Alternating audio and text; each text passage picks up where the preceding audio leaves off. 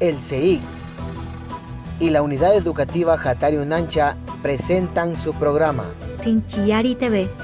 Ñukanchikpa yuyaywan sinchiyarishun. Pedagogía,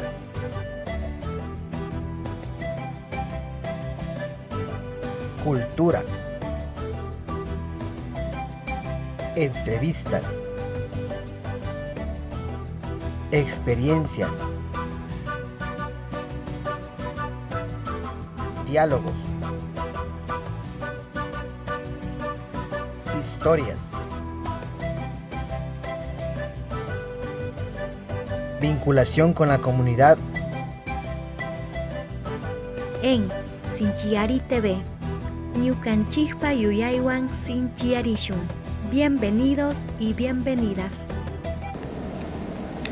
Buenas noches, amigos televidentes. Les agradecemos por su sintonía una semana más en nuestro programa Ñukanchikpa yuyaywan sinchiyarishun a través de Sinchiyari TV.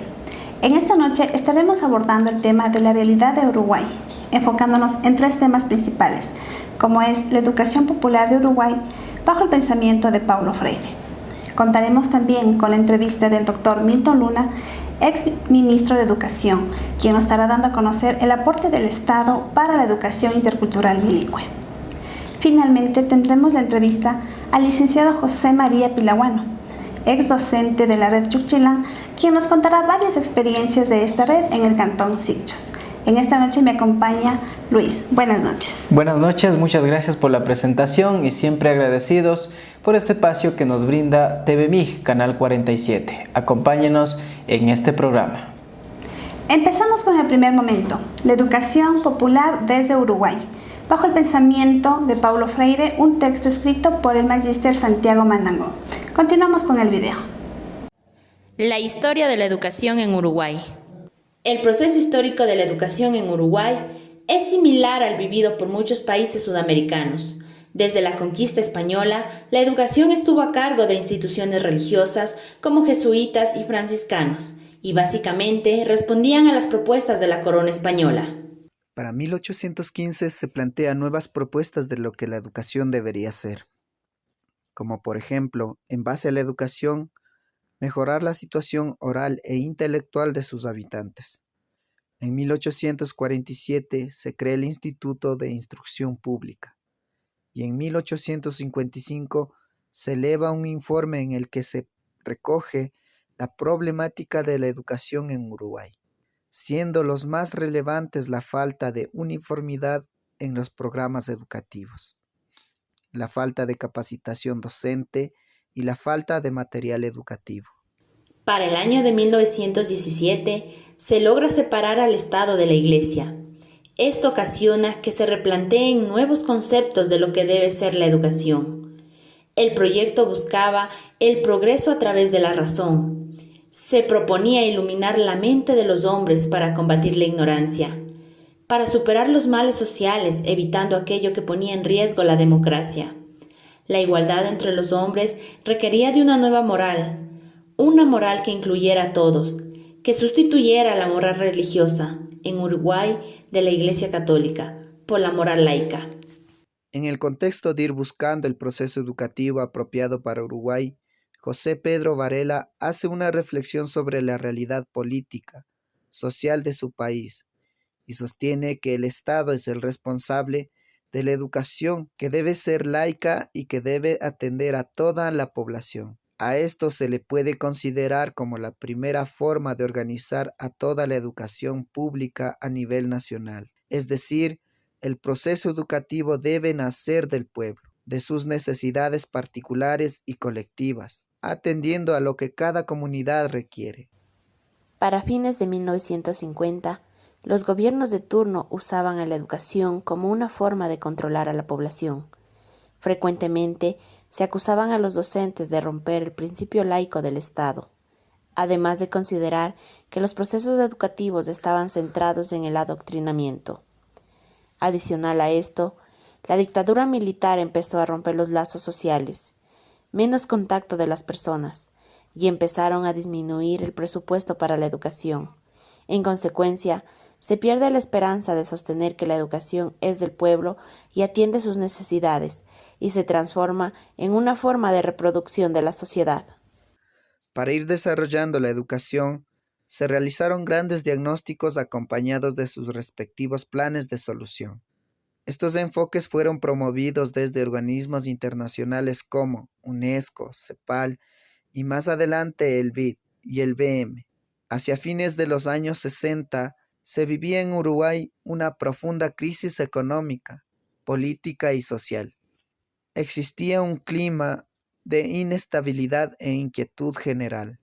En ese periodo la educación fue tema de debate, tratando de definir el mejor camino que el país debe tomar en cuanto al modelo más útil, a las políticas educativas, las leyes y todo lo que implica definir un formato educativo. En el año de 1979, en base a la política educativa nacional de la dictadura militar, se elaboraron nuevos programas de educación común, rural y urbana, inicial y especial, que se comenzaron a implementar al año siguiente. Con ellos se persigue consolidar el particular estilo de vida del Uruguay a través de la afirmación de los conceptos de familia, patria, soberanía, nación y desarrollo en seguridad, tendientes a la exaltación de los valores de orientalidad y al respeto de las tradiciones nacionales. El 1 de marzo de 1985 los uruguayos recuperaron la institucionalidad democrática. La Ley de Emergencia de la Educación número 15.739, aprobado el 28 de marzo de 1985, fue la expresión de los acuerdos alcanzados en materia de educación. Se iniciaba también la restitución de docentes y funcionarios destituidos por razones ideológicas en el periodo dictatorial. Se llamaba concurso para cargos de dirección e inspección, para recomponer la carrera profesional que siempre fue y sigue siendo el orgullo de los uruguayos.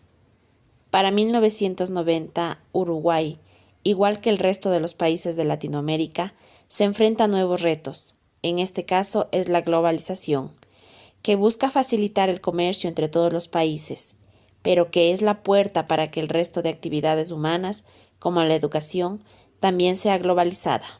En 2003, la educación popular ya tenía una vigencia de 20 años, que era usado de modelo habitual para describir un conjunto de prácticas pedagógicas, culturales, sociales y políticas. Sus ejes de trabajo son: A. Una institucionalidad de transformación de la sociedad en favor de los intereses populares y un trabajo que se desarrolla prioritariamente en los sectores populares. B. Un trabajo pedagógico ligado a los procesos organizativos, sociales y políticos. C. Una práctica centrada en los aspectos ideológico-culturales de los procesos de transformación social. La educación popular busca relacionar la realidad de las personas con la conceptualización teórica, para que tomen conciencia de su realidad y a raíz de esa concientización tomen decisiones que le permitan mejorar su calidad de vida y no se presenten como una persona sin esperanza de afrontar la vida. Uruguay es un país que sigue en la busca de ir armando un proceso educativo que responda a su realidad. Ha conseguido avances importantes, como la de ir responsabilizando al Estado de su función con la educación. La educación popular de Uruguay nos permite entender 3 puntos importantes, que es la educación, la política y la ética. Esta idea de la educación popular en Uruguay fue instaurada a partir del año 1989. A partir de ello han celebrado los 50 años de la creación de la obra de La pedagogía del oprimido. Esta obra que ha permitido entender el proceso revolucionario y a la vez también esa esperanza de construir un poder para construir más poder, pero desde la base, desde la organización. Por otro lado, lo que el Magíster Santiago Manangón contextualiza es cómo esta educación que se entrelaza con la ética va sosteniendo la práctica educativa desde los contextos reales. Y de esta manera, el pensamiento de Paulo Freire ha sido reconocido no solo en el caso de Latinoamérica, sino en todo el mundo. Y lo seguimos trabajando desde este espacio a través del compartir de nuestras experiencias. En estas experiencias vamos a continuar con un segundo momento, en donde tenemos la entrevista al doctor Milton Luna, exministro de Educación, quien nos estará dando a conocer el papel que juega el Estado en la educación intercultural bilingüe. En esta entrevista nos acompaña el padre José Manangón como entrevistador. Doctor, quisiéramos un poco que nos comente si el Ministerio de Educación tiene alguna propuesta de un proyecto pedagógico, un proyecto de educación en el marco del pensamiento de Paulo Freire. El Ministerio de Educación, como parte del Estado, responde a unas grandes líneas de política, al menos hablando de nuestra área, que empatan con viejos modelos educativos del país. De alguna manera, desde el 2007, 2008, 2010 en adelante, hubo una serie de reformas. Pero estas reformas, que adoptaron el nombre de Revolución Educativa, en la práctica, si bien es cierto, en la retórica se asumió una cantidad de líneas de lo más avanzado, en realidad, del pensamiento latinoamericano y del mundo, en el sentido de adoptar el concepto, por ejemplo, del derecho humano a la educación y el ejercicio de los derechos humanos en las aulas, por un lado. Por otro lado, incluso todo el tema del summa causa, que se tradujo con esto del buen vivir. Digo, estos dos paradigmas de alguna manera informaron algunas de las líneas que la Constitución de la República adoptó respecto a educación. Entonces, si uno toma la Constitución, en realidad ve una propuesta muy importante, muy moderna, justamente que ensambla con lo mejor de la pedagogía crítica de América Latina. Sin embargo, y es a donde iba inicialmente, lo que en la práctica sucede es que eso fue en la retórica, en el discurso, en la frase, en lo que se refleja en lo escrito. Pero en la práctica, lo que se montó fue una suerte de reforzamiento de los viejos modelos, o de viejo modelo, en realidad. Modelos memoristas, modelos enciclopédicos, modelo de esa que criticó Paulo Freire, de un reforzamiento de la larga de la educación bancaria, ¿no? Claro, con nuevas figuras, nuevas formas, en fin, ¿no? Entonces, esto es lo que subsiste hasta el día de hoy. Es decir, lo que subsiste hasta el día de hoy es ese modelo que se modernizó, el viejo modelo modernizado, junto, en términos educativos, junto a un modelo de gestión. Un modelo de gestión que adaptó el concepto de Estado que se trabajó desde el 2007 en adelante, en donde básicamente el Estado central absorbía todas las responsabilidades de diseño y ejecución de la política pública en educación y de, en cierta manera, anulación en la práctica de los diversos actores del sistema educativo y de la comunidad educativa. Entonces, construyéndose un modelo hipercentralista, centralizador al máximo, que en educación se refleja en una línea muy vertical de arriba hacia abajo y que fue minando o absorbiendo el oxígeno de experiencias incluso previas que podían desarrollarse más plenamente en un ámbito democrático. Es decir, el excesivo centralismo derivó en autoritarismo y en la práctica pedagógica, en la práctica educativa, fue limitando de alguna manera la creatividad, la posibilidad de desarrollo de otras alternativas. Con seguridad es lo que vivieron ustedes también. Es decir, no desaparecieron las líneas creativas por resistencia, pero la línea desde el ministerio, desde este superministerio que se montó, limitaba eso, ¿no? Entonces, ¿cómo que se conjuga el modelo de gestión autoritario con el viejo modelo pedagógico que no permite precisamente el desarrollo de las capacidades integrales de las personas y de las sociedades en educación, ¿no? Entonces, es probable que dentro del andamiaje del Ministerio de Educación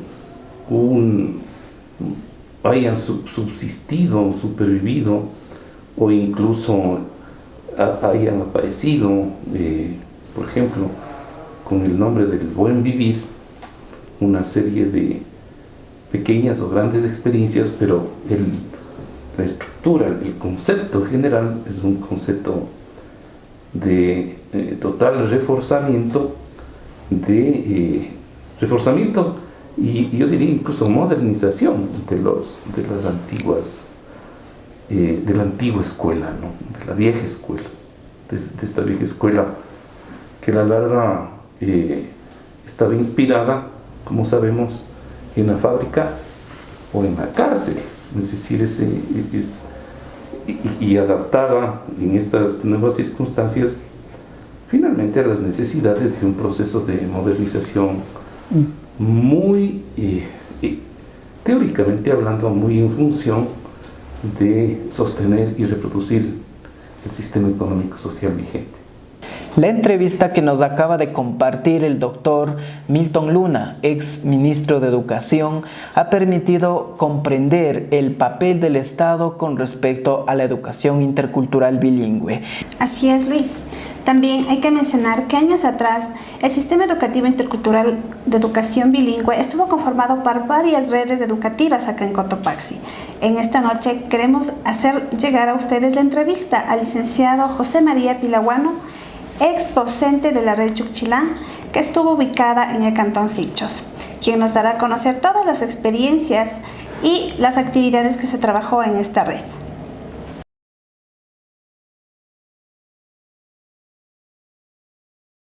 Hola amigos y amigas de la Sinchiari TV, de la Unidad Educativa Intercultural Bilingüe Hatari Unancha, y los amigos que nos observan también por TVMI, Canal 47. En esta oportunidad tengo la grata sorpresa de conversar con un gran personaje que es de aquí de la comunidad de Guayama, San Pedro de Quilotoa, don José María, quien es conocedor del proceso de educación intercultural bilingüe, y en esta ocasión nos va a compartir cuál era el trabajo que se venía haciendo de la red Chuquchilán. Un gusto tenerle aquí. Buenos días, compañero. Un gusto. Antes de iniciar con la conversación, vamos a escuchar el saludo que nos va a compartir el compañero José María. Estamos en el centro de la comunidad. Ahora sí, para quienes nos escuchan, que nos exprese un saludo cordial. Buenos días, compañero docente de Hatari Unancha, en especial al coordinador Pedro Manangón, quien ha sido líder de la educación del Hatari Unancha en Centro Guayama. Luego de haber escuchado la presentación de nuestro compañero José María, ahora vamos a conocer dónde está ubicada la oficina, más bien dónde funcionaba la red Chuquchilán. Acompáñenos para que conozcan a fondo y todas las experiencias que vamos a compartir en esta ocasión con ustedes.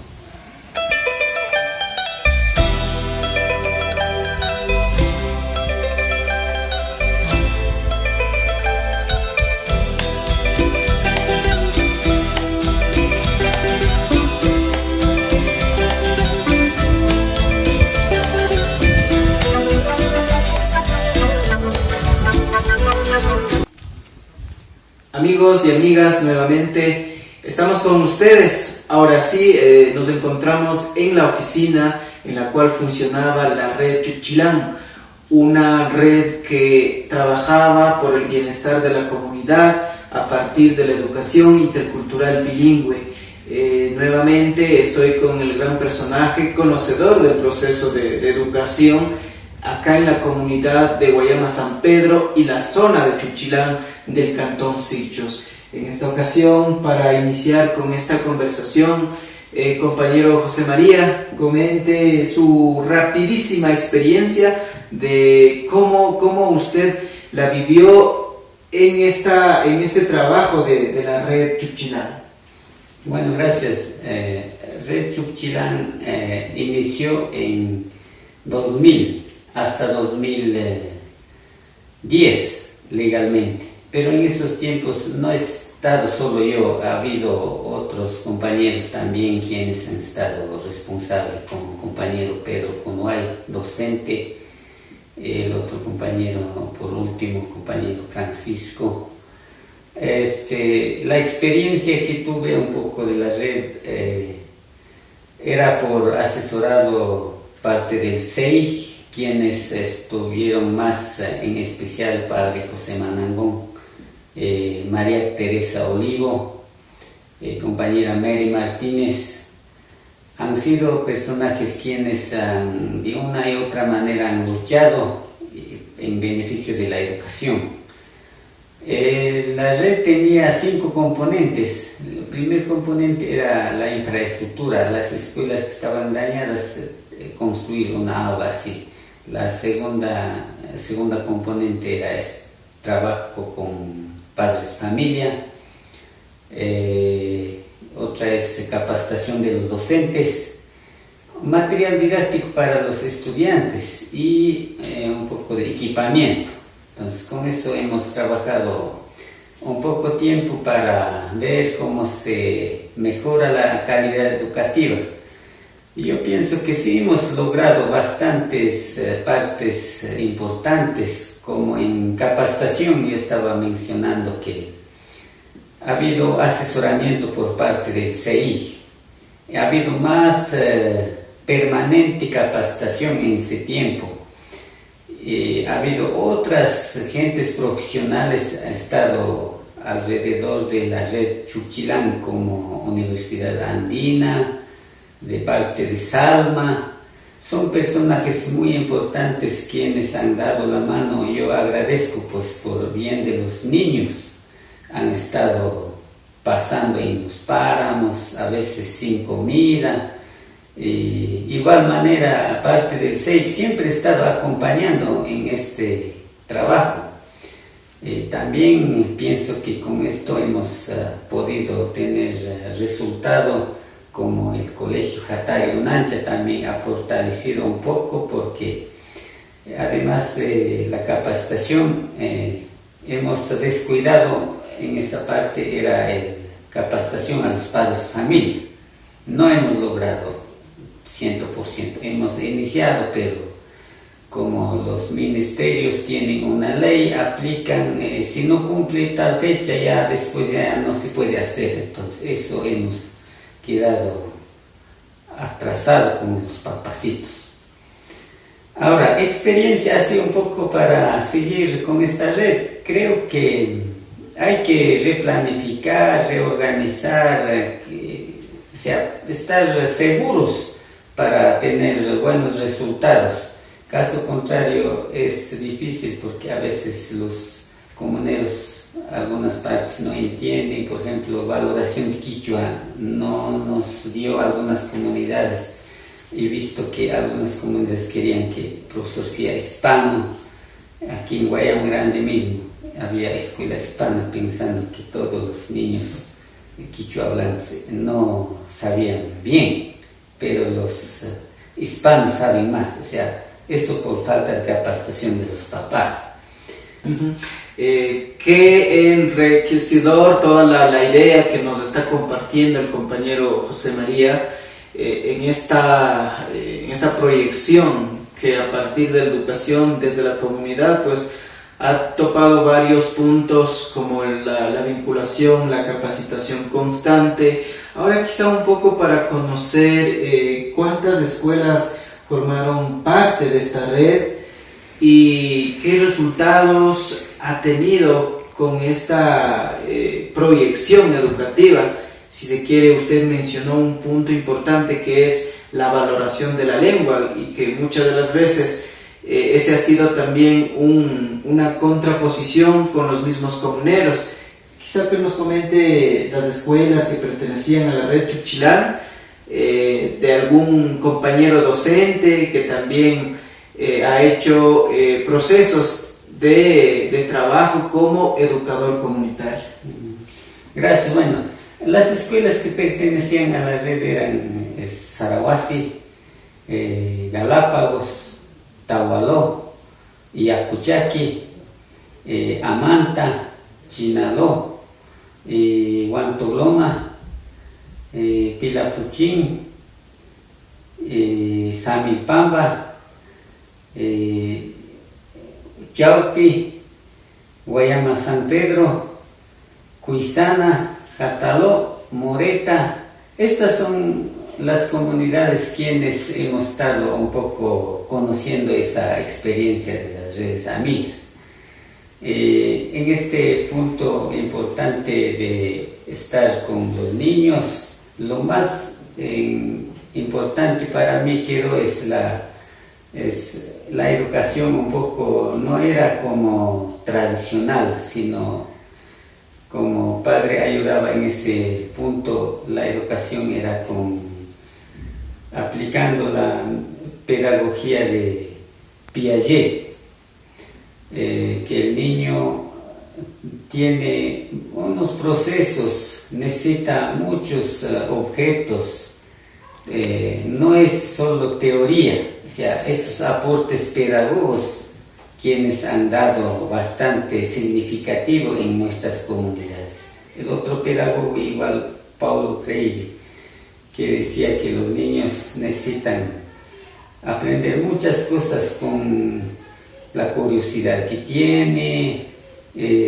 A veces los niños preguntan lo que uno ni se da cuenta, o sea, esas preguntas difíciles de pedagogía que ha ayudado bastante en la capacitación también, y un poco para asegurar más ese punto que quede así más con experiencia, ayudado por el CEI. Hemos también capacitado con la Universidad Andina. Ellos han logrado, hasta ahora muchos docentes aplican este método de enseñanza a los niños más pequeños y no ha tenido dificultad de aprendizaje.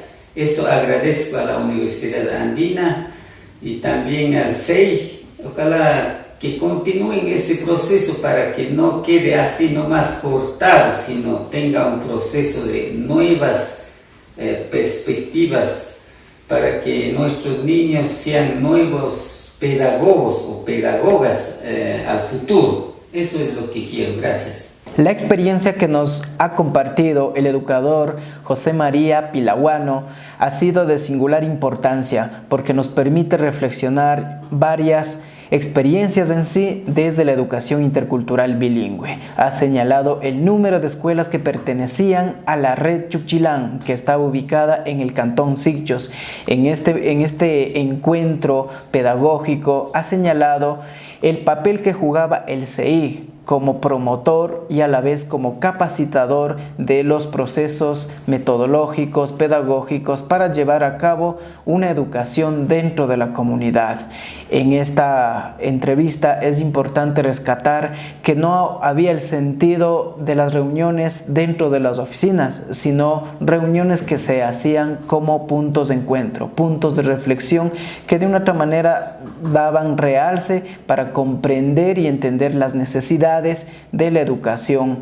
Y el otro punto que hace mención constantemente es cómo el vínculo que se ha tenido, la educación de la comunidad con las instituciones superiores han permitido también reflexionar y cruzar una experiencia desde el territorio con la academia.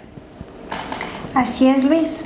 Amigos televidentes, hemos llegado a la parte final de nuestro programa agradeciéndoles semana tras semana por su sintonía. En nuestro programa Ñukanchikpa Yuyaywan Sinchiyarishun, transmitido por Sinchiyari TV. Luis, buenas noches. Buenas noches, muchas gracias a todos los amigos y amigas y gracias también al espacio que nos ha brindado TVMIG, Canal 47. Estaremos compartiendo más programas con ustedes en nuestros próximos encuentros. Buenas noches.